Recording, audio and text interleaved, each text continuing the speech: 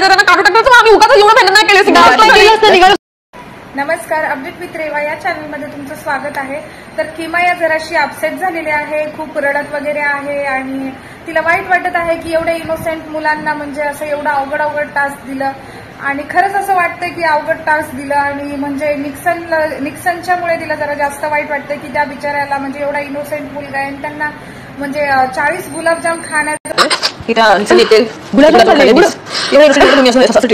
त्यांनी 40 गुलाबजाम खाल्ले निक्सनने असं किमया बोलते. ती रडते, खूप वाईट वाटतंय. म्हणजे काय म्हणजे असला गेम आहे आणि अथर्व आणि रामाला इतकं इझी फक्त 5 ग्लास उसाचा रस ते तर सहजासहजी कोणी पिऊ शकतं ना आणि तो थोडा ऍक्टिव्ह पण आहे.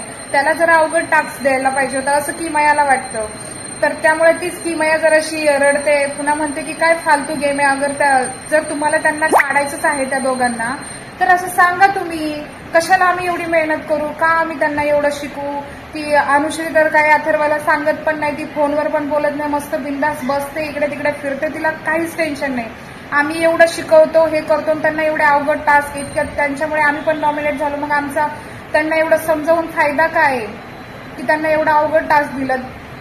त्यांना एवढी माहिती नाही आहे ना तर त्यांना सोपं टास्क द्यायचं होतं, त्यांना उसाचं रस प्यायचं टास्क द्यायचं ना. तर ज्यांना म्हणजे जे थोडेसे ऍक्टिव्ह आहेत, ज्यांना थोडीफार माहिती आहे, रामा आणि अथर्व जरा ऍक्टिव्ह आहेत, तर त्यांना थोडंफार जरा वेगळं टास्क दिलं असतं तरी चाललं असतं ना. तर त्याच्यामुळे किमया जरा नाराज आहे आणि म्हणत आहे की बाकी त्यांना किती इझिली होतं 5 शुगर ज्यूस. तर हेच असं सगळं बोलते, तिला खूप वाईट वाटलेलं आहे. मला पण थोडंसं वाईट वाटलं कारण की निक्सन आणि शत्रुघ्न थोडंसं खूपच जास्त इनोसेंट आहेत. तर एक तर बोलायला बरोबर म्हणजे त्यांची भाषा वगैरे जरा कळत नाही लवकर, त्यांची लँग्वेज बोलतात छान मराठी पण ते कळून येत नाही लवकर. चांगले आहेत दोघंही, मस्त आहेत, पण आता नॉमिनेट झालेले आहेत दोघं सुद्धा घराबाहेर जाण्यासाठी.